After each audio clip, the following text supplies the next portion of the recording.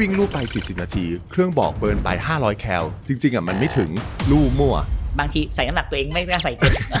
นั่นแหละคาดเคลื่อนแล้วหนึ่งคาร์ดิโอ150นาทีต่อสัปดาห์น้ำหนักก็ยังไม่ลดสักทีคนไทยเนี่ยจะมีการเขาเรียกว่าประเมินอาหารในจานน่ะน้อยเกินคือคิดว่าอันนี้มันไม่เยอะแต่จริงๆคือมันแบบมันเยอะควรไปยิมกี่ครั้งต่อสัปดาห์และการยกเวทต้องยกกี่เซตเห็นผลได้ดีที่สุดอย่างน้อยคือสำหรับคนที่อยากสร้างกล้ามเนื้ออะไรที่เขาเข้าใจผิดเล่นซ้ำๆย้ำๆเล่นเร็วไม่มีการคุมจังหวะส่วนใหญ่เป็นไงยก1เซตเล่นมือถือ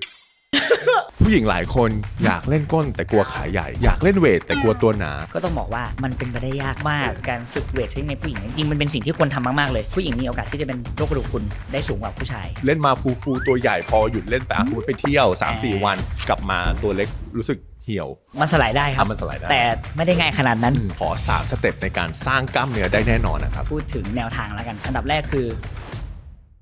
อสวัสดีครับยินดีต้อนรับเข้าสู่ Doctor's Talk Podcast ที่หมอและผู้เชี่ยวชาญทางด้านสุขภาพจะมาพูดคุยประเด็นเรื่องสุขภาพต่างๆทางช่อง Zero Six This episode has English subtitles Please click add subtitle button อยู่กับผมหมอจิมมี่แพทย์ผู้เชี่ยวชาญทางด้านเวชศาสตร์ป้องกันวิธีการป้องกันตัวเองจากโรคมะเร็งโรคสมองเสื่อมหรือโรคร้ายต่างๆคือการออกกำลังกายหมอได้พูดย้ำไปแล้วตั้งหลายเอพิโซดว่าการออกกำลังกายเป็นสิ่งที่สำคัญต่อร่างกายของเราแต่วันนี้เรามาเจาะลึกถึงกลไกของมันและความเข้าใจผิดต่างๆที่ทุกคนยังคิดอยู่ผลสำรวจค้นพบว่าคนที่ออกกำลังกายในยิมเนี่ย 90% ไม่เห็นผลเลยสักทีออกกำลังกายยังไงแล้วให้เห็นผลเนี่ยจะต้องทำยังไงสำหรับคนที่อยากจะสร้างกล้ามจะต้องทำยังไงแล้วอาหารเสริมเนี่ยช่วยได้จริงหรือเปล่าวันนี้หมอเลยเชิญเทรนเนอร์ชื่อดังนะครับแล้วก็มีประสบการณ์มากมายนั่นก็คือครูเควินครับครูสวัสดีครับสวัสดีครับผมชื่อพานุวัฒน์รมณิตนะครับก็ชื่อเควินนะครับปัจจุบันนะครับเป็นเทรนเนอร์มืออาชีพนะครับที่ได้รับการรับรองจากสถาบันนะครับนานาชาตินะครับของอเมริกานะครับที่เรียกว่า ACE หรือ American Council on Exercise นะครับในทางด้านอื่นๆนะครับก็ได้รับการรับรองทางด้าน Strength Coach นะครับจากหน่วยงานของ NSCA ด้วยแล้วก็เชี่ยวชาญทางด้าน Group Exercise เหมือนกันครับผมโอ้โหครูได้เซอร์ติฟายเยอะมากเลยนะครับเดี๋ยวเราจะมาให้ความรู้เกี่ยวกับด้านการออกกำลังกายนะครับในปัจจุบันนะครับในการดำรงชีวิตของเราเนี่ยเราตื่นมาเราก็หิวเราก็กินถูกไหมครับง่วงเราก็ไปนอนแล้วทำไมเราต้องหาเวลามาออกกำลังกายแล้วการออกกำลังกายมันมีประโยชน์ต่อร่างกายเรายังไงบ้างครับแน่นอนครับถ้าเรามองในเรื่องของโครงสร้างพื้นฐานเนาะก็คือทำให้เรากระฉับกระเฉงมากขึ้นเคลื่อนไหวกล้ามเนื้อแข็งแรงขึ้นนะครับมีมวลกระดูกที่แน่นขึ้น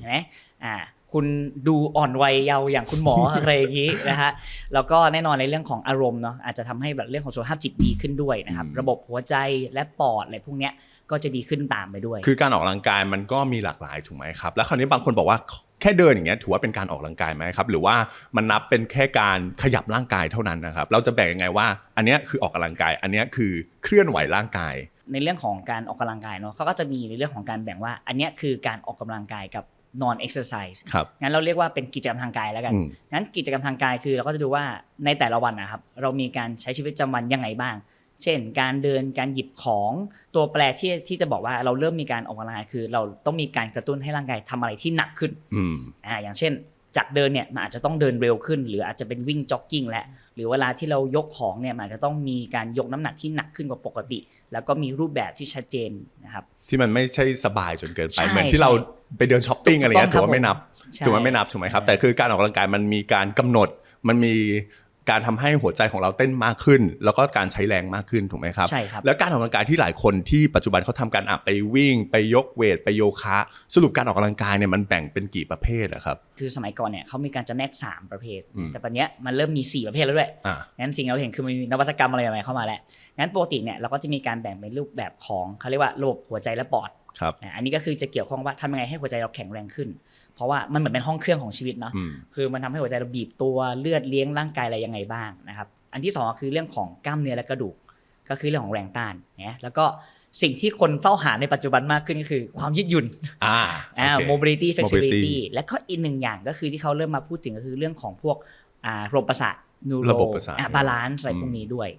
แล้วแต่ละอย่างเนี่ยเมื่อกี้ครูบอกมาทั้งหมด4ประเภทถูกไหมครับเราจะรู้ได้ยังไงแล้วเราเหมาะสมกับการออกกำลังกายแบบไหนครับใน4ประเภทหรือเราต้องทำทั้งหมดเลยเรามองในเรื่องของการออกกำลังกายแบบสุขภาพองค์รวมนะจริงๆเนี่ยพวกนี้มันควรจะต้องมีอยู่แล้วทั้งหมดแต่คราวนี้คือมันอาจจะมีความชื่นชอบของแต่ละคนที่แตกต่างกันเช่นถ้าคนนี้เขาอาจจะเป็นคนที่ชอบกิจกรรมเกี่ยวกับทางด้านคาร์ดิโอหรือวิ่งมากขึ้นเนี่ย ก็เป็นไปได้ที่อาจจะเน้นตรงนี้มากกว่าปกติแต่แน่นอนส่วนอื่นๆเนี่ยมันไม่ควรที่จะหายไปหรือเช่นเดียวกันคนที่เขาอาจจะชอบฝึกเวทเทรนนิ่งเนาะแรงต้านเนี่ยแต่ไม่เคยฝึกคาร์ดิโอเลยเนี่ยมันก็ควรจะต้องมีการฝึกคาร์ดิโอบ้างเพราะถ้าเรามามองภาพรวมจริงๆเนี่ยมันมีการเชื่อมโยงกันซึ่งกันและกันนะยกตัวอย่างง่ายๆเช่นถ้าคุณยกเวทเทรนนิ่งนะคุณบอกคุณอยากจะให้โปรแกรมมันอินเทนซิตี้มากขึ้นอ่ะแต่ระบบหัวใจและปอดคุณไม่ดีมันทำไม่ไหวนะพักไม่ทันเลยมันเหนื่อยไงหรือบางทีคือคุณบอกคุณอยากจะวิ่งได้นานขึ้นแต่กล้ามเนื้อไม่มีความแข็งแรงให้ระดับนึงเนี่ยมันไม่สร้างกล้ามเนื้อขึ้นมาทำยังไงอย่างเงี้ยหรือเช่นเดียวกันคุณอยากจะฝึก exercise หรือว่ามี range of motion ในการที่จะวิ่ง stride range ให้ยาวขึ้นหรือการช่วงก้าวให้ยาวขึ้นเนี่ยถ้า mobility หรือ flexibility คุณไม่ดีมันก็มีผลในการที่ทำให้ range ในการ step คุณอาจจะสั้นลงแล้วก็แน่นอนเรื่องของ balance ด้วยบาลานซ์ด้วยแล้วบางคนอาจจะยังไม่เข้าใจว่า mobility คืออะไร flexibility คืออะไรแล้วก็คำสุดท้ายเมื่อกี้ balance มันเกี่ยวกับเรื่องของการออกกำลังกายยังไงครับหลายคนอาจจะเข้าใจเรื่องของการวิ่งเนาะ cardio weight training คือการยกเวทแต่ mobility กับ flexibility เนี่ยมันยังไงครับในส่วนของ mobility เนี่ยถ้าเราสังเกตคือชีวิตคนเราเนาะพอปัจจุบันเนี่ยเราเริ่มใช้ชีวิตประจำวันอยู่เรื่อยๆเราจะเรียกว่ามันเริ่มมีการถดถอยในเรื่องของหน้าที่ของร่างกายยกตัวอย่างเช่นแขนของเราควรจะยกแขนได้เหนือศีรษะนะแต่ว่าเรานั่งทำงานออฟฟิศทั้งวันเนี้ยแขนมันเริ่มติดมันจะมีคอนเซ็ปต์ด้วยว่า if you not use it you gonna lose it คุณไม่ใช้มันหายไปเงี้ยมันกลายเป็นว่าพอวันนึงคุณต้องทำกิจกรรมอะไรก็ตามที่คุณต้องใช้ฟังก์ชันนั้นน่ะแล้วมันเกิดการเขาเรียกว่าขอยืมหรือชดเชยส่วนอื่นๆมาสุดท้ายคือมันเป็นทำให้เกิดการเคลื่อนไหวที่ผิดจนทำให้เกิดเขาเรียกว่ามีความเสี่ยงในการที่อาจจะทำให้เกิดการบาดเจ็บนั่นเองงั้นคนส่วนใหญ่ที่ออกกำลังกายแล้วมีความยืดหยุ่นที่ไม่พอหรือ mobility เนี่ยก็อาจจะเป็นส่วนหนึ่งที่อาจจะเพิ่มความเสี่ยงในการบาดเจ็บฮะแล้วสำหรับคนที่ไม่ออกกำลังกายเลยครับแน่นอนก็คือต้องบอกว่าอย่างที่คุณหมอบอกเลยคือเราเกิดมากินนอนเดินฮะฉะนั้นพอเราถึงช่วงวัยเจริญพันธุ์เป็นผู้ใหญ่เต็มที่สิ่งที่เกิดขึ้นโดยธรรมชาติของร่างกายเราก็คือเรื่องของการถดถอยหรือเสื่อมสภาพฉะนั้นแน่นอนถ้าเราไม่ได้มีการออกกำลังกายในการรักษามันไว้นะหรือพยายามเมนเทนมันไว้มันก็จะถดถอยเราก็เลยจะเห็นว่าสังเกตได้เลยว่าถ้าคนที่ไม่ค่อยออกกำลังกายใช่ไหมและไม่ค่อยเขาเรียกว่าดูแลตัวเองนะในทางด้านไลฟ์สไตล์ด้วยเช่นไม่ค่อยระวังการกินหรือว่าเขาเรียกว่ามีพฤติกรรมเกี่ยวกับการทำร้ายสุขภาพต่างๆอะไรเงี้ยโดยไม่ระมัดระวังเนี่ยเราจะเห็นเลยว่าอันดับแรกเลยคือจะดูแบบอายุเยอะก่อนวัยอันควรนะเสื่อมเร็วกว่าใช่ส่วนใหญ่แล้วก็จะแบบมีอาการและเจ็บๆออดๆแอดป่วยไข้งั้นในการออกกำลังกายเนี่ยหลักๆเลยคือเราพยายามที่จะให้ชีวิตเรายืนยาวมากขึ้นอายุยืนมากขึ้นแล้วก็ลดความเสี่ยงทางการเป็นโรคต่างๆมันจะเป็นโรคเบาหวานโรคอ้วนใช่ไหมหรือโรคเกี่ยวกับโรคทางหัวใจเลยพวกนี้ครับคราวนี้การออกกำลังกายครับมันส่งผลต่อร่างกายหรืออวัยวะของเรายังไงบ้างครับถ้าเรามีการออกกำลังกายที่เป็นรูปแบบของขอใช้คำว่าคาร์ดิโอแล้วกันนะระบบหัวใจและปอดอะไรเงี้ยอันดับแรกเลยคืออย่างที่ผมบอกว่าหัวใจมันเป็นเหมือนห้องเครื่องของร่างกายครับถ้ามันไม่มีการถูกกระตุ้นเนาะมันก็จะมีการทำงานอย่างมันไปเรื่อยๆวันนึงบีบไปเรื่อยบีบไปเรื่อยๆนะแล้วคือมันก็เป็นกล้ามเนื้อหนึ่งเราเป็นกล้ามเนื้อเฉพาะเนาะคุณหมอกล้ามเนื้อหัวใจเงี้ยมันก็ต้องมีการกระตุ้นฉะนั้นจะกระตุ้นมันได้มันก็คือต้องทำให้มันหนักขึ้นมันก็เลยต้องมีกิจกรรมอะไรก็ตามที่ทำให้มันหนักขึ้นงั้นสิ่งที่มันจะได้ประโยชน์ตรงนี้คืออะไรคือเขาเรียกว่าห้องเครื่องมันจะใหญ่ขึ้นนะกล้ามเนื้อมันจะแข็งแรงขึ้นมันจะช่วยทำให้เราบีบเลือดเนี่ย1 ครั้งเนี่ยไปช่วยเลี้ยงร่างกายได้เลยมันก็เลยเป็นเหตุผลว่าทำไมเวลาที่คนออกกำลังกายเนี่ยคุณหมอน่าจะเข้าใจนะว่าชีพจรขณะพักมาเขาจะต่ำนั่นแสดงว่าหัวใจมันแบบไม่ต้องทำงานหนักนะถ้าเทียบกับคนที่ไม่ออกกำลังกายเป็นไงเดินขึ้นบันไดเนี่ยมาสักขั้น2 ขั้นเหนื่อยแล้วเป็นร้อยแล้วปั๊มนั่นก็คือเป็น1ส่วนที่เกี่ยวกับเรื่องของประโยชน์ที่การฝึกเกี่ยวกับหัวใจครับแล้วสำหรับคนยกเวทเดี๋ยวนี้คนสมัยนี้ชอบยกเวทก็คือการเสริมสร้างกล้ามเนื้อใช่ไหมครับการสร้างกล้ามเนื้อเยอะๆมันดีต่อร่างกายเราไหมครับอันนี้คือจริงๆผมรู้สึกว่ามันดีมากเลยที่คนเริ่มมาสนใจในการฝึกเวทเทรนนิ่งเพราะในสมัยก่อนเราอาจจะมองว่ามีแค่คนเฉพาะกลุ่มเนาะแต่แน่นอนคืออันดับแรกเลยคือเบื้องหลังในเรื่องของประโยชน์ของมันเนี่ยนอกจากเรื่องของความแข็งแรงและมวลกล้ามเนื้อแล้วเนี่ยเพราะเรารู้อยู่แล้วว่ามวลกล้ามเนื้อเนี่ยเราเรียกว่ามันเป็นเซลล์ชีวิตจริงครับคือจริงถ้ามวลกล้ามเนื้อมันเยอะมันจะช่วยทำให้เราอายุเรายืนยาวมากขึ้นดูอ่อนวัยนะอย่างที่บอกไปดูอ่อนวัยมากขึ้นแล้วก็แน่นอนในเรื่องของความกระฉับกระเฉงแล้วก็มวลกระดูกนั่นหมายความว่าเราก็จะมีความแข็งแรงยาวนานอ่ะคือมันก็คือความเขาเรียกว่าความเสื่อมถดถอยมันจะช้าลงมันจะอยู่ได้นานขึ้นอะไรเงี้ยครับหลายคนแบบทุกๆแบบสิ้นปีอย่างเงี้ยความตั้งใจหนึ่งบอกว่าปีหน้าอยากจะให้สุขภาพแข็งแรงไปเลยไปยิมไปจ่ายค่ายิมไปจ่ายค่าเทรนเนอร์ผ่านไป1 เดือน หมดกำลังใจแล้วคราวนี้ครูมีคำแนะนำยังไงบ้างในการสร้างวินัยในตัวเองหรือสร้างแรงบันดาลใจเพื่อทำให้เราไปออกกำลังกายเพื่อสุขภาพของเราอะครับผมมองว่าเราต้องสร้างโกก่อนตั้งเป้าหมายก่อนใช่แน่นอนคือทุกอย่างมันต้องมีเป้าหมายเพราะถ้าเราไม่มีเป้าหมายใช่ไหมเราจะไม่มีจุดจับต้องขณะเดียวกันเนี่ยเวลาที่ทำอะไรก็ตามผมแนะนำว่าเราควรจะต้องมีการเขาเรียกว่าจดบันทึกนะยกตัวอย่างง่ายๆเลยพื้นฐานเลยเราอย่างน้อยเนาะเราอาจจะมีการชั่งน้ำหนักทุกเช้าอาจจะอาทิตย์ละครั้งก็พออาทิตย์ละครั้งก็พอแล้วก็มีการดูว่าเมื่อเราคุมอาหารมีการออกกำลังกายแล้วมันมีการเปลี่ยนแปลงยังไงบ้างเพราะถ้าเราทำกฎทั่วไปครับคือถ้าในการจดบันทึกเนี่ยมันมีตัวเลขมันไม่หลอกมันชัดเจนใช่มันชัดเจนคือมันมีอะไรที่จับต้องได้แต่คนส่วนใหญ่คือคิดแล้วทำแล้วไม่ได้มีการ tracking แล้วมันเลยไม่มีการแบบเขาเรียกว่าเหมือนดูผล progression หรือการก้าวหน้าของตัวเองว่าเป็นยังไงบ้างเงี้ยก็ของผมก็มีเหมือนกันเวลาแบบคนไข้ที่มาที่คลินิกครับแล้วมาด้วยเรื่องแบบอยากลดน้ำหนักหรือเป็นโรคอ้วนเนี่ยผมก็จะแบบอย่างแรกเลยถ่ายรูปอาหารให้ผมดูหน่อย ว่าที่คุณกินอยู่ที่บ้านทั้งวันคุณกินอะไรบ้างแล้วอย่างที่2ผมก็จะให้เขาเหมือนจดตารางเมื่อกี้ครูบอกเลยว่าแต่ละวันเนี่ยตื่นเช้ามาเวลาเดิมเลยนะสมมุติ 8:00 นทุกวันชั่งน้ำหนักที่บ้านเลยจดมาแล้วก็เรามาดูว่าภายใน 2-3 เดือนเนี่ยมีการเปลี่ยนแปลงอะไรบ้างแล้วจริงๆคนไข้เขาเพิ่งมาเห็นนะว่าที่ตัวเองถ่ายรูปไปอาหารเนี่ยโอ้กินแย่ขนาดนี้เลยเหรอเรากินดีขนาดนี้แล้วเหรอแล้วคนไข้จะได้รู้ว่ามันมีการเปลี่ยนแปลงของเรื่องของน้ำหนักตัวเนาะเพราะการลดน้ำหนักเนี่ยมันใช้เวลาเนาะหลายคนคิดว่าหยุด1อาทิตย์ลดน้ำหนักหายไป5 โลอย่างเงี้ยไปไม่ได้นะครับเนาะคราวนี้ครูครับอย่างคนที่ขี้เกียจออกกำลังกายมากๆเนี่ยเอาขอขั้นต่ำสุดเนี่ยครูแนะนำยังไงบ้างเราก็จะมีไกด์ไลน์ของACSM เหมือนเดิมเลยเขาก็จะมีการบอกว่าอย่างน้อยๆเนาะเพื่อสุขภาพที่ดีเพื่อที่จะเขาเรียกว่าลดความเสี่ยงในการที่คนเราจะเป็นโรคภัยต่างๆเนี่ยทางด้านสุขภาพเนี่ย150 นาทีที่เกี่ยวข้องกับระบบหัวใจและปอดแล้วก็มีการฝึกเรื่องของแรงต้านอย่างน้อยสัก2 ครั้งต่อสัปดาห์ก็คือ150 นาทีต่อสัปดาห์แล้วก็เรื่องของแรงต้านก็เป็น2 ครั้งต่อสัปดาห์ถูกไหมครับแต่150 นาทีมันจำเป็นไหมว่าฮาร์ทเรทเราต้องถึงขนาดไหนหรือว่าที่คนเขาพูดกันมันต้องโซน1โซน2โซน3มันเกี่ยวไหมครับก็เกี่ยวเขาก็จะบอกว่าควรจะต้องให้ความหนักเนี่ยเขาอยู่ที่เรียกว่าระดับ moderate intensity หรือว่าปานกลางนั่นเองงั้นเวลาเราวัดแน่นอนกันถ้าคนที่มีความเข้าใจหรือคนที่เป็นนักวิ่งเราอาจจะมีการคำนวณเนาะสำหรับคนที่อาจจะยังไม่ค่อยเข้าใจวิธีการง่ายๆคือเขาบอกว่าให้สังเกตจากการพูดเวลาที่ออกกำลังกายต้องรู้สึกว่าพูดได้แต่ยังพูดยากพูดได้แต่พูดยากคือเริ่มออกกำลังกายไปแล้วแล้วก็พอจะพูดกับใครสักคนเนี่ยมันติดขัดเริ่มเหนื่อยเริ่มหอบใช่อันนั้นถือว่าเริ่มเป็นโมเดลแล้วใช่อารมณ์เหมือนหมอเดินลู่กับผมเนี่ยสมมติถ้าเดินลู่กันเนาะสมมติเดินลู่กันแล้วคุยกันได้ตลอดเวลาเลยแสดงว่ามันยังไม่ถึงแต่ถ้าเราเริ่มวิ่งจ็อกกิ้งกันแล้วเราแบบหมอเดี๋ยวเราไปกินอะไรกั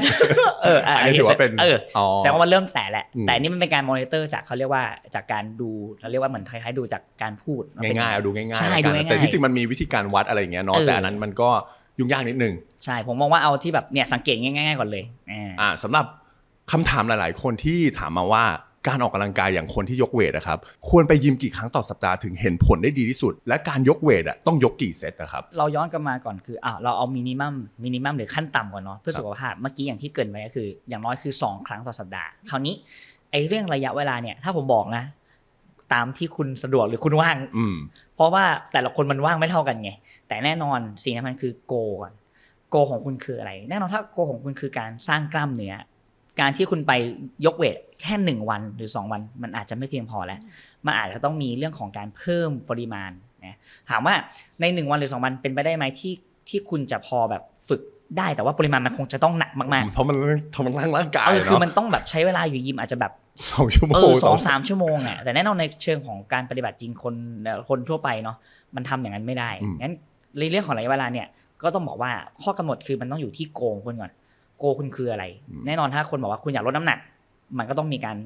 รเบิร์นแคลอรี่หรือว่ามีการในเรื่องของการทำกิจกรรมทางกายให้มากขึ้นคุณต้องการสร้างกล้ามเนื้อคุณก็ต้องมีการยกเวทเพื่อกระตุ้นกล้ามเนื้อให้ถี่ขึ้นงั้นปริมาณก็จะเยอะขึ้นตามเป้าหมายถ้าสมมุติเรามาพูดถึงเรื่องคนที่อยากสร้างกล้ามเนื้ออย่างเงี้ยครับถ้าเป็นครูแนะนำจริงๆควรกี่ครั้งต่อสัปดาห์ไปยกเวทกี่ครั้งต่อสัปดาห์ถ้าผมว่าก็คืออย่างน้อยคือ3 ครั้ง3 ครั้งขึ้นไปนะโดยก็อาจจะต้องเขาเรียกว่าใช้น้ำหนักนะครับที่เราเรียกว่าเป็นน้ำหนักปานกลางเนาะถ้าให้ง่ายคือให้เรายกเนี่ยแล้วหมดแรงในช่วงระยะประมาณ 8-12 ครั้งแล้วก็เซตจำนวนเซตเนี่ยก็อาจจะตั้งแต่3 เซตขึ้นไป3 เซตขึ้นไป3 เซตขึ้นไปแล้วเล่นครั้งนึงมันต้องกำหนดไหมว่า ต้องเล่นทั้งหมดกี่เซตต่อการออกกำลังกาย1ครั้งครับขั้นต่ำก็อย่างน้อยคือถ้าเป็นคน beginner เลยเนาะก็อาจจะ 2-3 เซตเพื่อมีการปรับสภาพแต่ถ้าพอคุณพูดถึงการเพิ่มกล้ามเนื้อเนี่ยแน่นอนคือ3มินิมัมคือ3แหละอาจจะต้องมีการเพิ่ม4เซตเป็น5เซตต่อ1ท่างั้นหมายความว่าคือมันอาจจะต้องมีหลายๆท่า4-5 ท่าเนี่ยพวกนี้เราจะเรียกว่าเป็นเหมือนผลรวมของการที่กล้ามเนื้อมันนั้นมันได้รับน้ำหนักคือถ้าเราอยากจะเพิ่มกล้ามเนื้อเนี่ยอันนี้ก็เป็น1ตัวแปรคือเราเรียกว่าปริมาณโหลดหรือน้ำหนักที่กล้ามเนื้อมันนั้นมันได้อย่างนี้เราแบ่งได้ไหมครับอย่างเช่น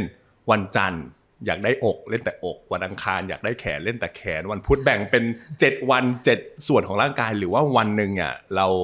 เล่นสัก 2-3 มัดอันไหนมันจะดีกว่ากันนะครับจริงๆต้องบอกว่าทำได้ทั้ง2รูปแบบนะแต่ขึ้นอยู่กับประสบการณ์ก่อนงั้นถ้าเป็นคนที่เราเคยเห็นที่ผมใช้คำว่านักกีฬากันเนาะที่เขาเป็นนักกีฬาเพราะอะไรหรือคนที่มีประสบการณ์เนี่ยเขาอาจจะเล่นทั้ง7วันเลยก็ได้นะโดยที่วันนึงเนี่ยเขาอาจจะมีการเล่นกล้ามเนื้อมัดเดียวเลยเช่นวันนี้เป็นอกไหล่หลังแขนแต่แน่นอนถ้าเราสังเกตคือเขาอยู่ในยิมแบบ 3-4 ชั่วโมงอะเราเรียกว่าก็คือหลักการเดียวกันคือเขาเอาปริมาณโหลดเข้าสู้งั้นในเชิงของคนทั่วไปแล้วกันเนาะเพื่อสุขภาพเนี่ยผมก็จะมองว่าเรามีเวลาไม่เยอะขนาดนั้นอะอย่างมากเราคุณหมออยู่ในยิมกี่ชั่วโมงครับชั่วโมงครับถูกไหมใช่ไหมมันชั่วโมงนึงอะฉะนั้นหลักการของมันคืออะไรคือถ้างั้นเราก็ต้องกระตุ้นมันถี่ขึ้นงั้นโดย general ทั่วไปเนี่ยหรือทั่วไปแล้วเนี่ยเขาก็จะมีการแนะนำว่าอย่างน้อยๆกล้ามเนื้อมัดนึงเนี่ยอาจจะต้องกระตุ้นเนาะต่อสัปดาห์สัก2 ครั้งเช่นเราเล่นอกหลังแขนวันจันทร์จริงๆแล้วอาจจะต้องเล่นอีกทีสักแบบพฤหัสแหละกระตุ้นก็คือสัปดาห์นึงต้องมีการ2 ครั้งอันนี้เรามองว่าถ้าคุณมีเวลาแบบเวลาแค่น้อยเนาะยกเว้นว่าโอเคแหละถ้าคุณบอกว่าคุณจะอัดวันจันทร์วันเดียวเลยแล้วคุณอยู่ในยิม2 ชั่วโมง3 ชั่วโมงแล้วอัดโอเคปริมาณโหลดวอลลุ่มถ้ามันถึงมันก็โอเคทีนี้เรามาพูดถึงประเด็นที่หลายคนยังมีความเชื่อแบบเดิมๆอยู่ก็คือถ้าเราอยากจะผอมเนี่ยต้องคาร์ดิโอเยอะๆไม่เวทเทรนนิ่งไม่โยคะอยากจะคาร์ดิโออย่างเดียวเท่านั้นเลยเราจะได้เหงื่อออกเยอะๆเบิร์นเยอะๆอันนี้จริงหรือเปล่าครับอยู่ที่ว่าคุณอยากจะเขาเรียกว่าผอมแบบไหนใช่ไหมคือแล้วอย่างคือบางทีคือผอมแต่ละคนไม่เท่ากันด้วยนะงั้นในกรณีที่ผมว่า yes คืออะไรคือแน่นอนถ้าคุณทำคาร์ดิโออย่างเดียวอะทุกอย่างมันก็เป็นคือการเบิร์นแคลอรี่ไงมันก็แน่นอนถ้าคุณออกกำลังกายคาร์ดิโอเดียวจีเกิดขึ้นคือมันก็จะมีความผอมมากขึ้นแต่สังเกตไหมถ้าคนที่ไม่รู้ว่าคนฟังอยู่นะที่ทำคาร์ดิโอเดียวนะสังเกตว่าทำไมรูปร่างของคุณรู้สึกแบบมันไม่กระชับมันไม่กระชับงั้นสิ่งที่เกิดขึ้นคือมันเป็นไปได้ว่าสิ่งที่คุณทำอยู่เนี่ยมันเป็นการเบิร์นแคลอรี่จริงแต่ขณะเดียวกันคือมันอาจจะมีการสูญเสียมวลกล้ามเนื้อไปด้วยงั้นในความเป็นจริงคือทำยังไงดีล่ะนอกจากการฝึกคาร์ดิโอแล้วเนี่ยมันก็ควรจะต้องมีการฝึกแรงต้านแล้วก็ควบคุมเรื่องของอาหารนะเป็นหลักบางคนออกกำลังกายเยอะมากเลยแต่น้ำหนักไม่ลงเพราะอะไรกินอย่างเดียวใช่กินแหลกกินเยอะออกเยอะแต่กินเยอะด้วยใช่ออกเยอะกินเยอะด้วยมันก็เลยเป็นอีกหนึ่งอย่างแหละที่แบบว่าบางคนคือแบบไม่ลงอะไรเงี้ยหรือคนที่ลงคือมันดูแบบกล้ามเนื้อมันไม่มีมันเพลๆอะไรเงี้ยเหลวๆในเรื่องของตัวรูปร่างแล้วครูแนะนำยังไงเรื่องของการออกกำลังกายเราควรแบ่งแบบคาร์ดิโอเยอะกว่าเวทเยอะกว่าหรือว่าแบบให้มันพอๆเท่ากันนะครับสำหรับคนที่อยากจะผอมเนาะอยากลดน้ำหนักถ้าคนที่อยากลดน้ำหนักคือผมมองว่าเราก็ต้องย้อนกลับมาพูดถึงแนวทางแล้วกันแนวทางอันดับแรกคืออย่างน้อยๆเนาะในการออกกำลังกายรูปแบบของระบบหัวใจและปอดหรือคาร์ดิโอเนี่ยมันอาจจะต้องมีการทำเยอะขึ้นคืออาจจะต้องมากกว่าที่เกินไปคือ150นาทีแล้วมันอาจจะต้องแตะแบบ250นาที300บวกนะบวกงั้นต่อสัปดาห์นะงั้นหมายความว่าคุณอาจจะต้องตั้งเป้าหมายก่อนคือเช่นคุณมีตัวเลขตัวเนี้ย250หารแต่ละวันหารแต่ละวันว่าคุณทำได้เท่าไหร่แล้วก็อย่าลืมว่าผ่อนจ่ายได้นะสมมติใน1วันเนี่ยคุณหารมาแล้วคุณอาจบอกว่า40นาทีเนาะคุณอาจจะเช้า20นาทีเย็น20นาทีหรืออาจจะแบบแบ่งเป็นซอย3มื้อก็ได้นะแบบเช้า10กลางวัน10เย็น20เงี้ยก็ช่วยได้เหมือนกันรวมไปถึงการฝึกแรงต้านอันเนี้ยสำคัญเพราะคนส่วนใหญ่คือผมมองว่าคนส่วนใหญ่จริงๆไม่ได้มองข้ามแต่ผมว่าไม่เข้าใจเพราะว่าถ้าเทียบกันเนาะคาร์ดิโอมันง่ายอ่ะคือแค่หยิบรองเท้าไปวิ่งหรือไปอะไรง่ายแต่พอมาพูดถึงแบบยกเวทอะแรงต้านแรงต้านมันอะไรอย่างเงี้ยงั้นจริงๆคือมันอาจจะมีการยกเวทท่าพื้นฐานต่างๆเนี่ยเช่นการลุกนั่งการดันพื้นอะไรเงี้ยเบื้องต้นสัก 2-3 ครั้งต่อสัปดาห์เพื่อที่จะเขาเรียกว่ากระตุ้นในเรื่องของการรักษามวลกล้ามเนื้อหรือเพิ่มถ้ามันมีการรับโหลดมากขึ้นอย่างเมื่อกี้ครูได้พูดมาเมื่อกี้เลยว่าอย่างเช่นการที่เราออกกำลังกายอย่างน้อยมันต้อง150นาทีต่อสัปดาห์ถูกไหมครับคราวนี้บางคนเนี่ยคาร์ดิโอ150นาทีต่อสัปดาห์ น้ำหนักก็ยังไม่ลดสักทีอันนี้เราต้องไปทำยังไงให้เขาเข้าใจมากยิ่งขึ้นนะครับว่าไอการคาร์ดิโอ150 นาทีอาจจะไม่เพียงพอสำหรับเขาครับแน่นอนคือถ้าพูดถึงหลักการลดน้ำหนักนะสุดท้ายคือมันก็ย้อนกลับมาเรื่องของคำว่า calorie in calorie out คือถ้าคุณกินมากกว่าที่คุณใช้มันก็ไม่ลงแต่ถ้าคุณอยากลงคือคุณก็ต้องใช้มากกว่าที่ทานเข้าไปอย่างเงี้ยงั้นจริงๆคือสมมติบางคนบอกว่าเฮ้ยฉันทำแล้วอ่ะ150 นาทีเนี่ยโอเคแหละถ้าคนนั้นทำได้ผมว่าคีปไว้ก่อนคราวนี้มันอาจจะมาดูตัวแปรอื่นก่อนที่คุณอาจจะมองข้ามไปเพราะคนส่วนใหญ่จะโฟกัสแค่วิธีตอนปฏิบัติถูกไหมแบบไปยกเวทไปออกกำลังกายไปคาร์ดิโอแต่ลืมดูตัวแปรอื่นๆรอบๆข้างเช่นการนอนการทานอาหารอะไรเงี้ยแล้วอีกหนึ่งส่วนในมุมมองผมคือผมว่าคนไทยเนี่ยจะมีการเขาเรียกว่าประเมินอาหารในจานน่ะน้อยเกินคือคิดว่าอันนี้มันไม่เยอะแคลอรี่มันโอเคมันไม่เยอะแต่จริงๆคือมันโอ้โหมันเยอะกว่าที่เราคิดเยอะเลยอะไรเงี้ยครับก็อาจจะต้องไปดูตัวนั้นก่อนตัวแปรแล้วก็อาจจะต้องมีการเขาเรียกว่าจัดสรรเวลาแล้วก็เพิ่มมากขึ้นหรืออีกหนึ่งทางนะถ้าบอกว่า150 นาทีไม่พอที่มันมีอีกคีย์ลัดแต่คุณต้องแลกฉะนั้นตอนแรกเราบอกแล้วว่า150 นาทีบวกหรือ250 นาทีบวกในการลดน้ำหนักเนี่ยด้วยความหนักปานกลางใช่ไหมงั้นถ้าคุณบอกว่าคุณมีเวลาไม่พอเท่ากับว่าคุณต้องทำให้มันหนักขึ้นแต่เวลาสั้นๆได้ลงใช่งั้นก็เราเรียกว่าเป็นความหนักระดับสูงงั้นความหนักระดับสูงคือยังไงคือจากตอนแรกที่เกินไปคือพอพูดได้อันนี้พูดไม่ได้แล้วมันยากแต่มันก็คือเขาเรียกว่าขึ้นอยู่กับเวลาที่คุณสะดวกงั้นมันสามารถเล่นแร่แปรธาตุได้หรือให้ดีคือผสมก็ดีเอาแบบเมื่อกี้ที่พูดบอกว่าถ้าไม่พูดไม่ได้เลยเนี่ยมันกี่นาทีนะครับเอาสั้นที่สุดเลยถ้าตามนะครับก็75นาทีต่อสัปดาห์ขั้นต่ำนะขั้นต่ำก็คือ75 นาทีถึง150เนี่ยถ้าอันนี้คือความสูงความหนักสูงแต่ถ้าแบบ moderate ก็คือ150ขึ้นไปบวกแต่ถ้าเป็นคนลดน้ำหนักเนี่ยเขาก็จะบอกแล้วว่า250 นาทีบวกขึ้นไป300ยิ่งทำเยอะยิ่งมีผลที่ดีรวมไปถึงอย่าลืมนะควบคุมแคลอรี่ในการทานอาหารด้วยคราวนี้สมมติเมื่อกี้เราพูดถึงเรื่องของการไปทำคาร์ดิโอใช่ไหมคนส่วนมากก็นึกถึงเรื่องของการวิ่งหรือไปวิ่งบนลู่นั่นเองที่วิ่งลู่ไป40 นาทีเครื่องบอกเบิร์นไป500 แคลจริงๆมันไม่ถึงลู่มั่วต้องบอกว่าทุกอย่างบนโลกนี้มีความคลาดเคลื่อนได้แล้วเราจะจับยังไงครับว่าไอการที่เราไปวิ่งบนลู่เนี่ยไอเครื่องมันบอกจริงหรือไม่จริงอะครับคือแน่นอนบางทีคือคนอาจจะลืมเรื่องของการ input ข้อมูลของเราเข้าไปนะ input ข้อมูลเช่นบางทีเราไปลู่วิ่งเนาะเขาจะให้ใส่อะไรบ้างใส่อายุใส่น้ำหนักบางทีใส่น้ำหนักตัวเองไม่กล้าใส่เต็ม นั่นแหละคลาดเคลื่อนแล้วหนึ่งคลาดเคลื่อนแล้วหนึ่งแต่ก็แน่นอนคือบางทีคือเราต้องดูก่อนว่ามันมีตัวแปรอะไรบ้างที่อาจทำให้เกิดความคลาดเคลื่อนนั้นอันดับแรกเลยคือระบบตามพวกเครื่องต่างๆพวกใน device ต่างๆพวกเนี้ยมันมีระบบของมันอยู่แล้วแต่เราไม่มีทางทราบเลยว่าแต่ละแบรนด์แต่ละยี่ห้อเนาะบางทีมันอาจจะไม่เหมือนกันก็ได้หรือมันอาจจะใช้ค่าคำนวณที่มันแตกต่างกันอะไรเงี้ยฉะนั้นในบางทีคือผมมองว่าเราสมมติถ้าเราเล่นที่ไหนประจำเราอาจจะยึดตัวเลขนั้นไว้1ชุดแต่ถ้าวันนึงคุณอาจจะต้องแบบไปเที่ยวไปต่างประเทศคุณก็ต้องดูว่าชุดเนี้ยมันอีกชุดนึงนะอะไรเงี้ยคืออย่างน้อยคือเรายังมีเขาเรียกว่าไกด์ไลน์หรือแนวทางในการที่เราจับต้องได้ว่าเครื่องเนี้ยมันมีค่าแคลอรี่เท่านี้แต่ก็อยากให้เข้าใจว่ามันมีความคลาดเคลื่อนได้แบบประมาณแบบ50 ถึง 100 กิโลแคลอรี่ได้เลยอะไรเงี้ยจากการที่เราตัวแปรของ data ต่างๆพวกเนี้ยที่อยู่ในเครื่องเนี่ยแล้วมันมีวิธีการนับแคลอรี่ยังไงไหมครับเรื่องของการออกกำลังกายแบบใส่นาฬิกาแทนได้ไหมครับในการหาค่าในเรื่องของความแม่นยำสูงสุดมันค่อนข้างยากยกเว้นว่าคุณต้องแบบไปเขาเรียกว่าไปเข้าแลบถูกไหมไปเข้าแลบในแลบไปวัดจริงจังแลบบัตรจริงจังเลยหรือปัจจุบันเขาจะมีสิ่งที่เรียกว่าทำพวกVO2 max อะไรคือ VO2 max นะครับการดูว่าเวลาที่เราหายใจเข้าไปเนี่ยมันสามารถใช้ออกซิเจนไปเลี้ยงร่างกายได้กี่เปอร์เซ็นต์แต่100%ของคุณคือเท่าไหร่แล้วก็มีการคำนวณในเรื่องของการเขาเรียกว่าโซนการฝึกของคุณอะไรเงี้ยแล้วมันสามารถบอกแบบได้ชัดเจนว่าคุณจะต้องฝึกอะไรยังไงบ้างแต่ส่วนมากการวัดพวกนี้ส่วนมากอยู่ในโรงพยาบาลมันอยู่ในโรงพยาบาลอะไรเงี้ยซึ่งมันค่อนข้างที่ซับซ้อนแล้วรวมไปถึงคือเป้าหมายด้วยถ้าเราบอกออกกำลังกายแบบเพื่อสุขภาพอันนี้มันอาจจะเกินขอบเขตที่เราแบบจะต้องไปแล้วงั้นถ้าเราย้อนกลับมาเรื่องสุขภาพก่อนแค่เนี้ยงั้นเวลาเราเลือกก็อาจจะต้องเลือก device ผมมองว่ามันมีผลเหมือนกันคือแต่ละแบรนด์แต่ละยี่ห้อแล้วก็อาจจะต้องดูว่ามันมีค่าอะไรยังไงบ้างงั้นจะดูยังไงว่าไอ้ device ตัวไหนที่มันค่อนข้างมีความแม่นยำเขาก็จะบอกว่าตัวที่ยิ่งอยู่ใกล้หัวใจงั้นมันก็คือผลว่าเมื่อก่อนที่มันสายรัดใช่ก่อนสมัยก่อนนะครับต้องบอกว่าพวกนี้เทคโนโลยีมันมาจากทางทหารนะเวลาที่แบบหน่วยรบเข้าไปเขาจะเช็คใช่มันถูกดึงมาจากนั้นแล้วก็มาใช้ในทางด้านการกีฬาแล้วค่อยถูกดึงออกมาเข้ามาสู่ในทางสุขภาพ งั้นสมัยก่อนเนี่ยมันมี strap แต่แน่นอนคือถ้าคนออกกำลังกายสมัยก่อนอ่ะมันอึดอัดเนาะบางทีอย่างเงี้ยมันก็เลยเป็นผลว่ามันก็มีนวัตกรรมทำไมมันเริ่มย่อย device เนี่ยมาให้มันเล็กลงมาอยู่ข้อมือบ้างมาอยู่ตรงนี้บ้างอะไรเงี้ยจับตามแต่สังเกตคือก็จับตามช่วงเส้นเลือดนั่นเองเพื่อเช็ค heart rate ก็พูดง่ายๆว่าถ้าใครสะดวกซื้อพวกอุปกรณ์พวกนี้ก็เลือกให้ถูกแล้วกันว่า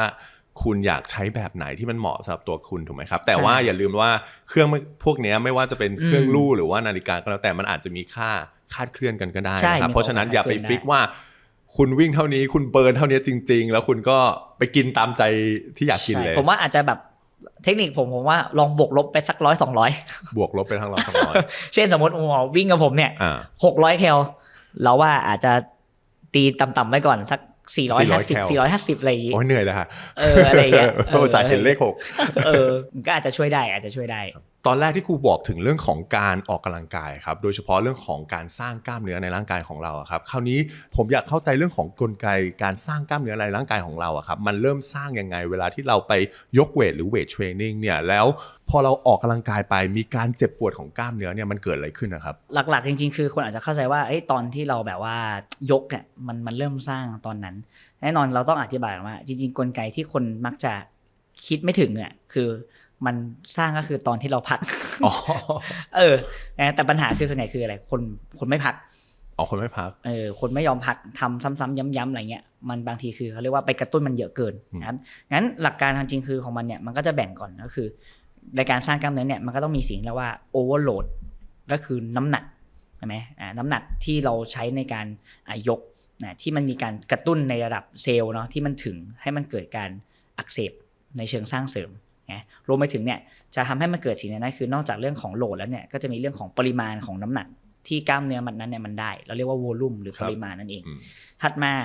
สิ่งที่ขาดไม่ได้เลยคือโปรตีนอินเทคหรือว่าการทานโปรตีนเข้าไปว่าในนั้นน่ะคุณทานโปรตีนถึงไหมต่อวันนะครับที่มันจะช่วยในเรื่องของการที่จะไปฟื้นฟูหรือซ่อมแซมหรือสร้างต่างๆพวกนี้แล้วก็การพักผ่อนนั่นเองงั้นในเชิงของสัญญาวิทยาเนี่ยคือโอเคถ้าอธิบายง่ายๆคือมันอาจจะเป็นฟีลว่า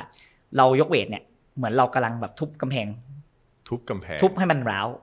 ทุบให้มันร้าวใช่ไหมคราวนี้มันก็จะเกิดกระบวนการในระดับเซลล์ที่เกิดขึ้นคือมันก็จะมีการแบบว่าเหมือนมีพนักงานเนี่ยมาคอยฉา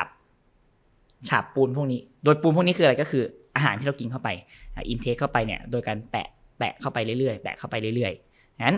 อันนั้นคือเป็นกลไกแบบเขาเรียกว่าแบบพื้นฐานที่เราให้เข้าใจง่ายๆว่า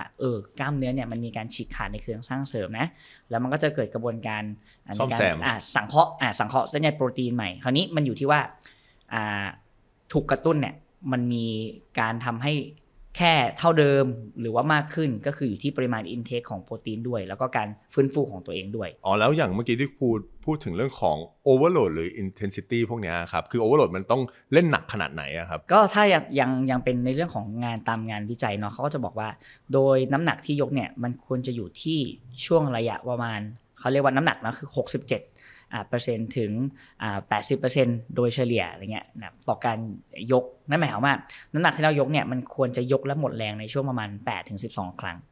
นะแต่บางสภานะจะบอก6ถึง12ครั้งอะไรเงี้ยแต่ตัวแปรอีกอันนึงคือมันอาจจะเป็นเรื่องของการเขาเรียกว่าการพักด้วยมันจะมีตัวแปรในการฝึกในแต่ละเซตเนาะแบบว่าตอนที่คุณยกเนี่ยคุณยกเร็วหรือช้า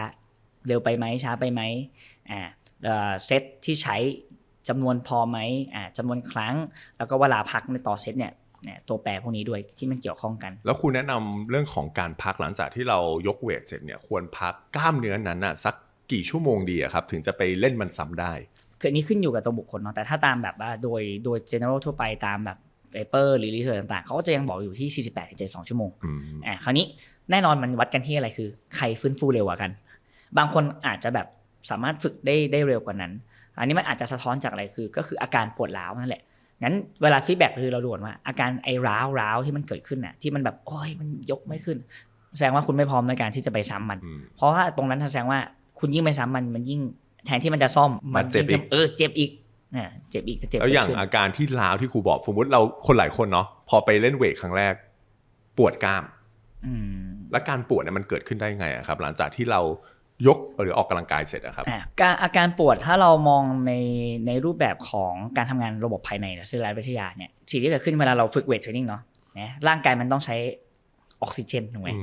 กล้ามเนื้อมันก็คือต้องดึงออกซิเจนมาใช้งั้นสิ่งที่เกิดขึ้นคือมันก็จะเกิดเขาเรียกว่าการขาดออกซิเจนของกล้ามเนื้อคราวนี้มันก็จะเกิดผลลัพธ์ออกมาคือเป็นพวกเขาเรียกว่ากรดแลคติกแลคติกแต่ตัวแปรคือมันคือไอตัวผลลัพธ์ของมันอีกทีคือแลคเตตไอแลคเตตพวกนี้แหละที่มันมีการสะสมคลั่งอยู่เลยทำให้เรามีอาการแบบปวดร้าวนะภาษาออกกำลังกายเขาจะเรียกว่า DOMS เนาะ Delay Onset Muscle Soreness สมัยเราฝึกใหม่ๆเนาะแน่นอนเราไม่รู้นี่คนเพื่อนที่เราเล่นเนาะบางทีเนี่ยหลายคนต้องระวังนะต้องระวังเหมือนกันคือบางทีเพื่อนเราอาจจะเล่นมานานแล้วแบบเป็นปี2ปีแล้วเราเพิ่งมาเล่นมันแรกไอ้เพื่อนก็ไม่รู้หรอกเป็นไงจัดเต็มมันยกได้จริงๆแต่ผ่านไปสัก2วันการนั่งส้วมคุณจะเปลี่ยนไปเลยการใส่เสื้อคุณจะเปลี่ยนไปเลยนั้นมันก็เลยเป็นผลว่าในคนที่เพิ่งเริ่มต้นเนี่ยมันควรอาจจะต้องค่อยๆเริ่มค่อยๆยกอย่าเพิ่งก้าวกระโดดเนี่ยเพราะมันอาจจะส่งผลในเรื่องของ การบาดเจ็บหรือว่าเรื่องของค่าการสังเคราะห์โปรตีนของตัวเองเนี่ยเยอะขึ้นอะไรเงี้ยที่อาจจะทำให้เกิดการปวดร้าวเกิดขึ้นได้สำหรับคนที่อยากสร้างกล้ามเนื้อครับมันมีอะไรที่เขาเข้าใจผิดๆบ้างครับที่ครูเคยเจอมาครับส่วนใหญ่ก็คือเหมือนเล่นซ้ำๆย้ำๆกล้ามมัดเดียวหรือว่าใช่ย้ำๆไปเรื่อยๆหรือรวมไปถึงคือเล่นเร็วพุชเร็วๆเลยคือดันโดยที่แบบไม่มีการคุมจังหวะอะไรเงี้ยแล้วการที่เรายกเร็วๆกับยกตามเขาเรียกว่าจังหวะครับมันต่างขนาดนั้นเลยครับผลลัพธ์ออกมาครับแน่นอนคือเป้าหมายของการที่เราอยากจะให้กล้ามเนื้อมันมีการฉีกขาดในระดับเซลล์เนาะตัวแปรมันคือเรื่องของแรงต้านงั้นว่าในการหดตัวกล้ามเนื้อเนี่ยต้องบอกอธิบายก่อนว่ามันมีทั้งหมด3ลักษณะคือการให้มันเกร็งค้างให้มันบีบหดตัวแล้วก็การยืดเหยียดเห็นไหมงั้นตอนอาการดอมส์พวกเนี้ยถ้าเราอยากจะให้มันมีเอฟเฟกตีฟเนี่ยส่วนใหญ่แล้วมันจะเกิดในสภาวะที่เราต้านแรงก็คือตอนที่เราค่อยๆชะลอมันงั้นยกตัวอย่างเช่นถ้าเราเล่นท่าอย่างเช่นเราเล่นท่า bench press คนส่วนใหญ่คือเป็นไงเร็วเลยแน่นอนคือถ้ามันมีความเร็วเข้ามาเกี่ยวข้องในการเคลื่อนไหวสิ่งที่คุณกำลังใช้คือแรงกล้ามเนื้อมันน้อยลงแต่มันเป็นแรงโมเมนตัมเข้ามาเกี่ยวข้องเท่ากับว่ากล้ามเนื้อจริงๆมันใช้ไหมมันใช้น้อยงั้นจริงๆแล้วเทคนิคที่จะให้อันดับแรกเลยคือลองคุมจังหวะตอนลงให้ช้าตอนขึ้นสมูทเน้นจังหวะเราเรียกว่าจังหวะต้านแรงหรือว่าภาษาอังกฤษเขาเรียกว่า eccentric load ตรงนี้เนี่ยมันก็จะช่วยทำให้กล้ามเนื้อเกิดการฉีกขาดเพิ่มขึ้นประมาณ 20-30% เนี่ยระดับเซลล์นั่นเองอันนี้ตัวที่1แหละถัดมาคือเราเรียกว่าการทำให้มันเกิดแรงกดดันงั้นแรงกดดันนี่คืออะไรคือพอคุณยกเสร็จปุ๊บคุณอาจจะต้องมีการพักให้เหมาะสมส่วนใหญ่เป็นไงยก1เซตเล่นมือถือพักไป10นาทีนั่งคุยผมจะเรียกว่าเล่นเวทหวานเย็นคุยมันอาจจะต้องมีการ tracking เนาะแบบว่าตอนนี้คุณจับเวลาคุณพักแบบกี่นาทีดีครับใช่ถ้าเป็นในเรื่องของการเสริมสร้างกล้ามเนื้อเนี่ยเขาก็จะมีแกปอยู่ประมาณ30วิไม่เกิน120วิแต่แน่นอนพวกนี้คือถ้าจะเอาสตริกเลยก็ได้คุณก็ต้องจับเวลาหรือมันอาจจะมีการแบบบวกลบได้นิดหน่อยอะไรเงี้ยเพราะว่ามันพูดถึงเรื่องของเขาเรียกว่าการฟื้นฟูระบบพลังงานให้มีการแรงกดดันกดดันกล้ามเนื้อให้มันให้เหมาะสมนั่นเองเพราะถ้าพักนานไปมันก็พักแหละมันไม่ถูกกระตุ้นงั้นขอ3สเต็ปในการสร้างกล้ามเนื้อได้แน่นอนนะครับมีอะไรบ้างครับหลักๆก็คือแน่นอนครับเรื่องของตัวโปรแกรมโปรแกรมคือจะต้องมีการวางโปรแกรมที่ชัดเจนและการใช้น้ำหนักที่เหมาะสมกับเป้าหมายรวมไปถึงการยกในเรื่องของจังหวะที่เน้นจังหวะต้านแรงให้มันช้าลง2ก็คือเวลาพักให้เหมาะสมแล้วก็อันที่3นะครับก็คือเรื่องของปริมาณโหลดจดบันทึกนะครับว่ากล้ามเนื้อมันนั้นเนี่ยเราได้มีการใช้น้ำหนักไปรวมแล้วเท่าไหร่เรียกว่าโหลดโวลุ่มยิ่งเยอะก็ยิ่งเป็นตัวแปรในการกระตุ้นในเรื่องของการที่จะพัฒนากล้ามเนื้อแล้วก็แน่นอนเรื่องของตัวการทานอาหารให้เพียงพอเรื่องของโปรตีนอย่างบางคนบอกว่าอย่างเป็นผู้ชายเนาะอย่างเงี้ยหรือบางคนอยากมีซิกแพคเล่นแต่หน้าท้องอย่างเดียวได้ไหมครับไม่ต้องเล่นอื่นเลยอยากสร้างซิกแพคไงให้มันชัดๆให้มันเด่นๆเป็นแนวทางหนึ่งที่สามารถทำได้แต่ว่ามันไม่ค่อยเหมาะสมไม่ค่อยดีในระยะยาวแล้วกันการที่เราเล่นกล้ามเนื้อ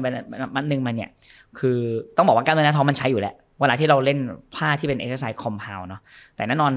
ถ้าเราอยากจะให้มันชัดคุณก็ต้องเน้นตรงนั้นแต่ไม่ควรเล่นตัวเดียวคือมันต้องเราเรียกว่าความสมดุลของกล้ามเนื้องั้นเราอาจจะเห็นคนที่เล่นแต่แบบหน้าท้องเล่นแต่อกข้างหน้าเราเรียกว่าเป็นแบบเขาเรียกว่า mirror muscle เนาะส่องกระจกมันดูดีมากเลยแต่พอคุณดูโพสเชอร์แล้วโครงสร้างเขาเป็นไงมันแบบไหล่คอ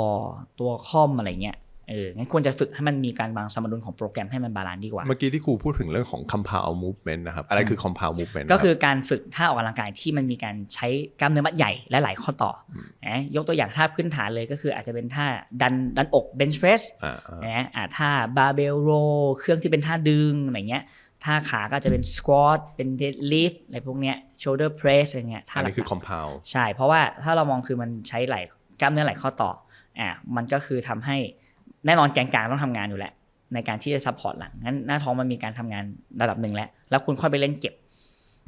ก็ให้มันแบบมีความชัดเจนมากขึ้นได้ผู้หญิงหลายคนอยากเล่นก้นแต่กลัวขาใหญ่อยากเล่นเวทแต่กลัวตัวหนาอยากมีกล้ามแบบพอดีมันควรทำยังไงอะครับโอ้เรื่องนี้ต้องบอกว่าเป็นที่ถกเถียงกันมานานนะแน่นอนคือถ้าบอกว่าเราอยากจะเล่นเวทเทรนนิ่งเนี่ยผู้หญิงเวทเทรนนิ่งแล้วมีความกังวลหรือความกลัวในเรื่องของการที่จะตัวจะหนาเนี่ยก็ต้องบอกว่ามันเป็นไปได้ยากมากนะผู้หญิงที่จะเล่นเวทตัวหนาเอาจริงผู้ชายเรายังรู้สึกว่าย ากเลยแน่นอนคืออาจต้องย้อนกลับมาก่อนคืออาจจะต้องดูที่เจเนติกต้องพูดตรงๆว่ามันคือมันเรื่องเจเนติกก่อนบางคนบอกว่าอยากจะได้หุ่นแบบคนเนี้ยแต่ว่าแบบเจเนติกโรคือโครงสร้างของโครงกระดูกหรือจุดเกาะกล้ามเนื้อมันอาจจะแตกต่างกันงั้นมันอาจจะต้องเขาเรียกว่าปรับมุมมองทางด้านสุขภาพว่าเราเนี่ยคือตัวเราเองเราอยากจะเป็น best version ยังไงอะไรเงี้ยงั้นในเรื่องของการฝึกเวทในผู้หญิงจริงๆมันเป็นสิ่งที่ควรทำมากๆเลย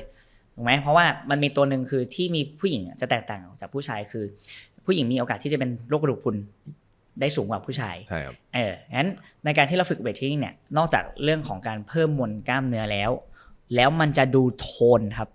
คือมันจะไม่ได้ดูใหญ่นะเพราะว่าเนื่องจากว่าอะไรคือโดยธรรมชาติเนี่ยของผู้หญิงเนี่ยเขาก็จะมีฮอร์โมนเทสโทสเตอโรนเนี่ยค่อนข้างต่ำอยู่แล้ว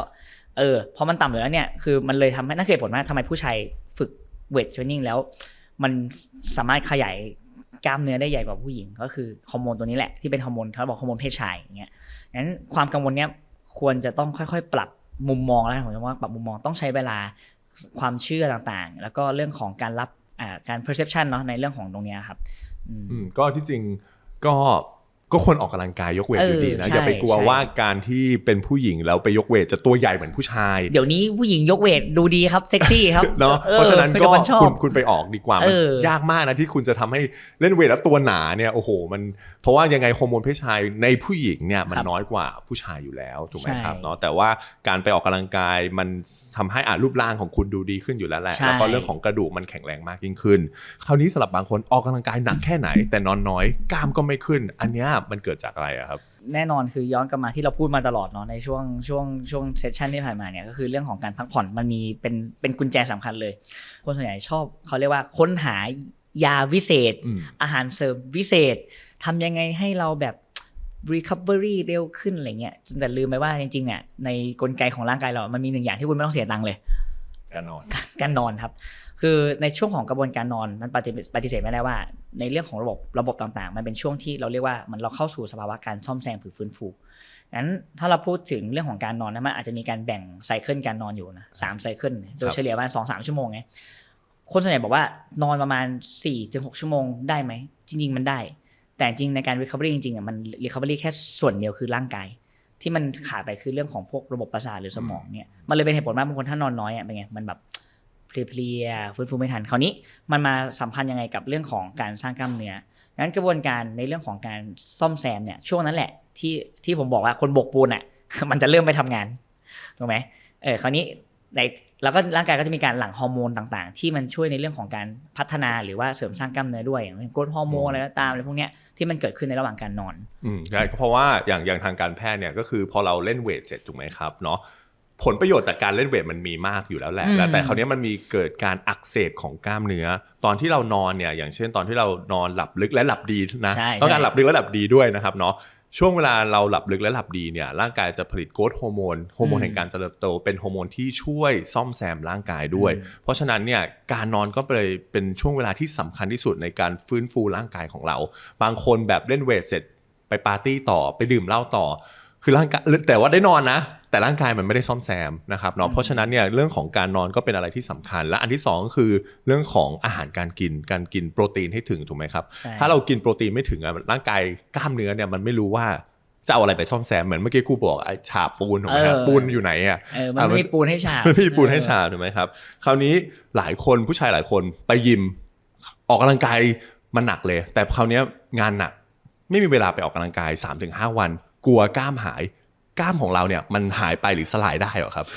มันสลายได้ครับมันสลายได้แต่ไม่ได้ง่ายขนาดนั้นคนชอบคิดว่ามันง่ายขนาดนั้นคือบางคนตัวเล็กลงไงครับครูแบบเล่นมาฟูตัวใหญ่พอหยุดเล่นไปสมมติไปเที่ยว 3-4 วันกลับมาตัวเล็กรู้สึกเหี่ยวต้องบอกว่าไอ้สภาวะนั้นน่ะจริงๆนั่นคือไซซิ่งของจริงของกล้ามเนื้อคุณไงเพราะว่าในช่วงที่เราฝึกเวทเทรนนิ่งเนาะในช่วงวัน2วันสิ่งที่มันเกิดขึ้นคือมันมีการเขาเรียกว่าคลั่งของเลือดหรือ swelling ในชั้นเซลล์ของกล้ามเนื้อมันเลยทำให้รู้สึกว่าไงตัวใหญ่ฟูนะมันก็เลยเป็นผมว่าทำไมแบบเวลาคนฝึกเวทเทรนนิ่งอ่ะคืออยากจะแบบเฮ้ยเดี๋ยววันนี้ไปปั๊มแล้วรู้สึกมันอยากให้มันฟูตลอดเวลาอะไรเงี้ยงั้นต้องบอกว่าอาการเขาเรียกว่าอาการที่กล้ามมันรีบเนาะหรือว่าภาษาทางการเรียกว่า atrophy เนาะโหมันเป็นไปได้ยากมากเลยจริงๆแล้วอ่ะวิธีการเดียวเลยอยู่เฉยๆอ้าวง่ายๆเลยครับถ้าคุณหมอคือคนไข้มาหาเข้าเฟือกผมให้เลยไม่เกินสัก2 สัปดาห์เห็นแล้วชัดเลยงั้นเท่ากับว่าอะไรคือเมื่อสมมตินั่นคือผลว่าถ้าคุณมีการพัฒนากล้ามเนื้อมาแล้วเนาะหรือมีการบิวมัสเซิลมาแล้วเนี่ยมันไม่ใช่ว่าจะหายง่ายๆงั้นมันจะเกิดอะไรขึ้นล่ะงั้นในช่วงที่คุณหยุดไปประมาณสัปดาห์แรกนะครับสิ่งที่มันเกิดขึ้นคือขนาดกล้ามไม่ลดลงหรอกแต่ที่คุณรู้สึกว่ามันฟีบคือมันเรื่องของการสั่งการระบบประสาทอย่าลืมว่าร่างกายเราใช้ระบบอะไรบ้างระบบประสาทระบบกล้ามเนื้อระบบประสาทเนี่ยเป็นตัวเดียวเลยนะที่สั่งการมาที่กล้ามเนื้อให้กล้ามเนื้อเราขยับฉะนั้นแน่นอนเลยคือมันไม่ถูกกระตุ้นผมก็จะมองว่าคือไม่ถูกกระตุ้นคุณหยุดไป 3-5 วันไม่ถูกกระตุ้นร่างกายบอกว่าถ้าฉันยังใช้ระบบประสาทอยู่มันเปลืองพลังงานฉันปิดสิไม่ได้จำเป็นงั้นหมายความว่าคนที่หยุดไปประมาณแบบสัก 3-4 วันเนาะคุณกลับมายกเซสชั่นแรกมันเลยรู้สึกยากแต่ลองอีกสักเซสชั่นนึงก็ยกได้เหมือนเดิมแล้วเพราะมันมีความจำป่ะครับใช่มันมีความจำของมันอยู่คราวนี้มันจะเริ่มสูญเสียยังไงบ้างก็แน่นอนความแข็งแรงมันจะเริ่มหายไปถ้าคุณหยุดไป 3-4 สัปดาห์ใช่ไหมครับหลังจากนั้นประมาณ 8-12 สัปดาห์เนี่ยก็จะเริ่มมีการสูญเสียกล้ามเนื้อแล้วแต่อย่าลืมว่าเรามีการสูญเสียกล้ามเนื้อทุกๆวันนะโดยปกติแล้วคือเขาเรียกว่าอะไรการฉีกขาดไมโครเทียอยู่แล้วถ้าเราใช้งานงั้นเวลาเนี่ยให้อยากให้มองว่าเส้นใยกล้ามเนื้อมันเป็นเหมือนเส้นผมเรามันนับไม่ได้ฉะนั้นมันมีโอกาสที่สมมติเราขยับมันก็ขาดได้งั้นถ้าคุณไม่มีการฝึกกระตุ้นโดยการยกเวทเทรนนิ่งแล้วกินโปรตีนที่ถึงเนี่ยไอ้พวกนี้ก็จะฉีกขาดไปเรื่อยๆมันเลยเป็นผลว่าคนที่อายุเริ่มเยอะขึ้นใช่ไหมแล้วทำไมน้ำหนักตัวถึงเยอะขึ้นทั้งที่ทุกอย่างกินเท่าเดิมถ้าคนนั้นไม่มีการฝึกแรงต้านหรือออกกำลังกายเพราะว่ามันเริ่มมีการสูญสลายจากการที่คุณไม่แอคทีฟคุณอยู่เฉยๆแล้วคุณขยับปกติทั่วไปมันก็มีการฉีกขาดเล็กๆของมันแหละจนมันสะสมโดยเฉลี่ยคือมันอาจจะแบบหายไปประมาณ 1-2% ต่อปีถ้าคุณไม่ทำแต่มันอาจจะตัวเลขน้อยเนาะแต่ถ้าคุณหมอลองเอามารวมกันสัก 2-3 ปีดิเฮ้ยมันเยอะ 4-5 มันเยอะมากเลยนะมันก็ย้อนกลับมาก่อนคือย้อนกลับมาอีกว่าทำไมน้ำหนักตัวเยอะขึ้นพอมัสเซิลมวลกล้ามเนื้อมันหายไปมัสเซิลแมสมันหายไประบบเผาผลาญคุณก็ลดลงแต่คุณยังกินเท่าเดิมน้ำหนักตัวคุณก็เยอะขึ้นนั่นเองแล้วแต่ถ้าสมมุติเรากลับไปเล่นใหม่สมมติหยุดไป 3-4 วัน5 วันแล้วกลับไปเล่นใหม่เนี่ยมันช่วงแรกๆอาจจะเหนื่อยกว่าเดิมถูกไหมครับเราไม่อาจจะยกน้ำหนักเท่าเดิมได้หรือเปล่าครับมีคำเขาแนะนำว่าให้ต้องนั่นเหตุผลว่าทำไมคุณต้อง tracking การฝึกของคุณเขาไม่แนะนำว่าสมมติถ้าคุณหยุดไปสัก 1-2 สัปดาห์เนี่ยคุณอาจจะต้องเล่นน้ำหนักก่อนหน้าที่คุณจะหยุดไปใช่เพื่อ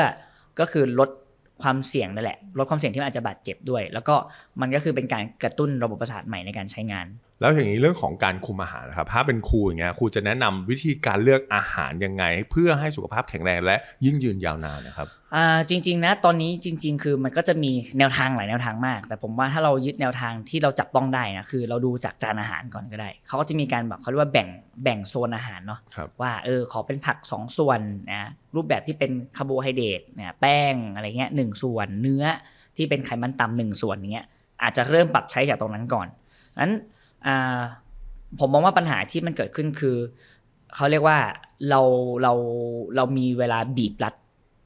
ในปัจจุบันเนี่ยคนในการเลือกทานอาหารเนี่ยมันเลยต้องใช้อะไรพวกฟาสต์ฟู้ดหรือว่าอะไรที่หยิบต้องได้ง่ายอันนั้นคือวิธีการที่1แหละหรือวิธีการที่2คือก็แน่นอนคือเช็คเรื่องของการอ่านฉลาก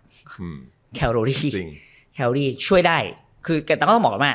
มันไม่ได้แน่นอนคือมันไม่มีโอกาสที่จะได้แม่นยำ 100% แต่มันเป็นตัวหนึ่งที่เราสามารถจับต้องได้ว่าเฮ้ยวันนี้เราทานอาหารเนี่ย ไปกี่แคลอรี่แล้วอะไรเงี้ยมันมากเกินไปไหมอะไรเงี้ยด้วยเมื่อกี้อย่างที่ครูบอกมามันก็จริงนะครับผมเคยมีคนไข้ก็มาคุยเรื่องการลดน้ำหนักอย่างเงี้ยผมก็บอกคนไข้เหมือนกันว่าการที่คุณคุมอาหารหรือเลือกอาหารการกินที่จริง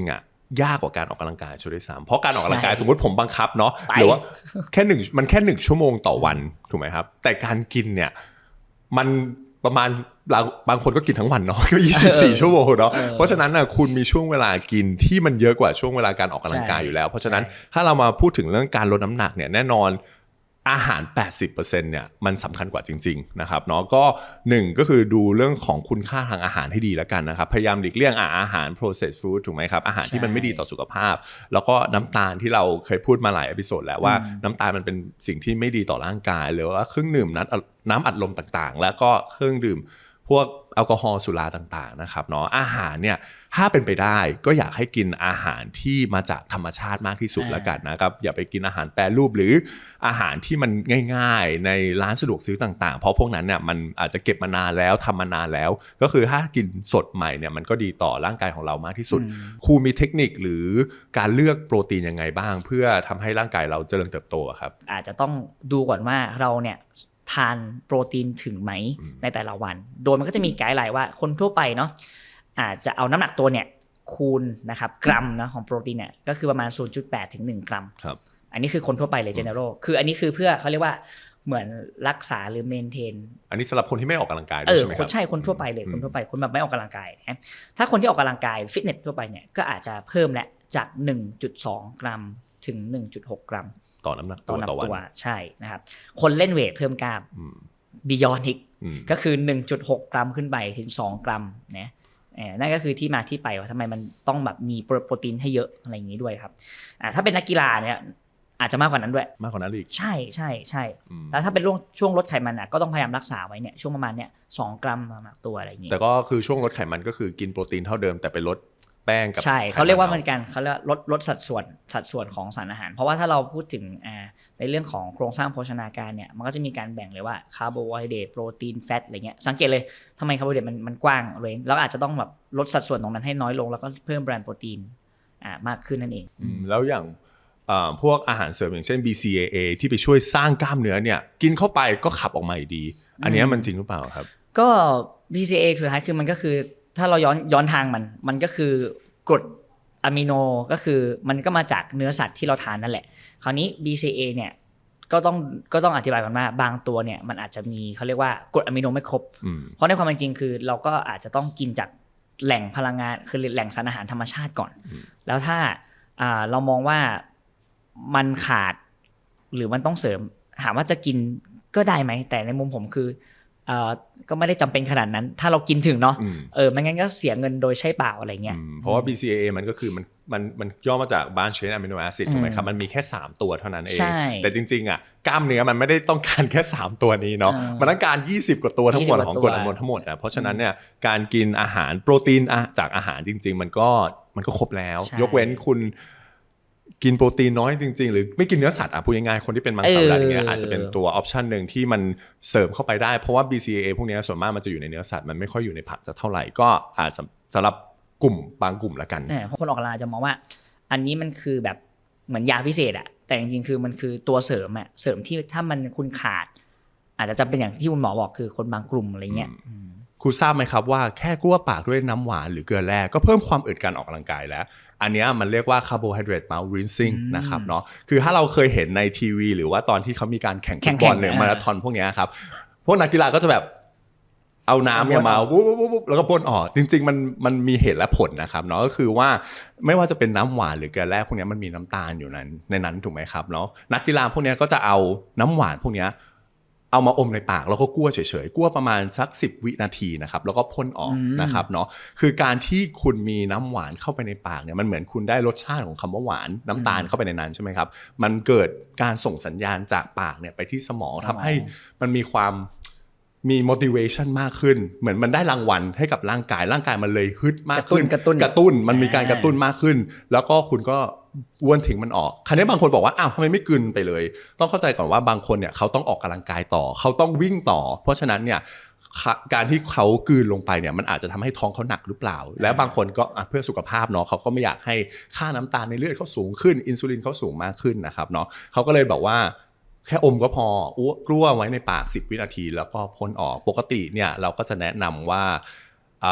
สำหรับการออกกำลังกายที่นานกว่า30นาทีเนี่ยก็สามารถทำได้นะครับแต่ว่าคุณกลั้วเนี่ยเขาก็บอกว่าให้กลั้วเนี่ยทุกๆ10ถึง15นาทีนะครับเอามากลั้วแล้วก็ทิ้งกลั้วแล้วก็ทิ้งอันนี้ก็เป็นอีกเทคนิคนึงที่ทำให้คุณอาจจะฮิตขึ้นมาได้ครับคราวนี้ทั้งหมดที่เราพูดมาครับเราก็พูดตั้งแต่แรกแล้วว่าเรื่องของการออกกำลังกายมันเป็นประโยชน์ต่อร่างกายของเรามากนะครับเนาะสุดท้ายแล้วเนี่ยวันนี้คือได้ความรู้เยอะมากๆจากตัวครูนะครับครูอยากทิ้งท้ายอะไรบ้างกับผู้ชมทางที่บ้านนะครับอย่าเอาตัวเองไปแข่งกับใครคือเป้าหมายใครเป้าหมายมันผมจะชอบพูดเสมอว่าแต่ละคนเนี่ยมันมีขั้นบันไดไม่เท่ากันเพราะข้อจำกัดแต่ละคนไม่เท่ากันงั้นบางทีเราอย่างช่วงนี้เราอาจจะบอกเราอยากลดน้ำหนักเฮ้ยทำไมเพื่อนเราลดน้ำหนักได้เร็วกว่าเราอาจจะไม่รู้ว่าแบ็คกราวด์หรือหลังบ้านเขาคือเขาอาจจะมีอะไรที่อิสระกว่าเราแต่เรามีข้อจำกัดเยอะอะไรเงี้ยงั้นหลักๆคือเรามองเป็นวันต่อวันค่อยๆทำมันวันละนิดวันละหน่อยหลักๆคือทำให้มันเขาเรียกว่าสม่ำเสมออย่างที่ผมบอกว่าคือเหมือนกับการที่เรากินข้าวอ่ะถ้ามันมีอยู่ในชีวิตเรามันเริ่มเป็นไลฟ์สไตล์เรามันก็จะช่วยส่งเสริมทางด้านสุขภาพองค์รวมนั่นเองให้ชีวิตเรามีคุณภาพชีวิตที่ดีขึ้นครับโอเคก็วันนี้ขอบคุณครูมากนะครับที่มาให้ความรู้กับเรานะครับเป็นเรื่องที่หลายๆคนผมว่าเป็นเรื่องที่มันอยู่ใกล้ตัวเราแหละแต่บางคนอาจจะไม่รู้ว่ามันจะเริ่มยังไงนะครับเนาะก็อันนี้ก็หวังว่า EP นี้ก็เป็นประโยชน์ของหลายๆคนนะครับที่เริ่มอยากจะออกกำลังกายแล้วก็ทำให้สุขภาพแข็งแรงมากขึ้นแล้วกันครับครับผมและนี่คือรายการ Doctor's Talk Podcast ที่หมอและผู้เชี่ยวชาญทางด้านสุขภาพจะมาพูดคุยประเด็นเรื่องสุขภาพต่างๆฝากติดตามและกด subscribe เป็นกำลังใจให้หมอด้วยนะครับสวัสดีครับสวัสดีครับ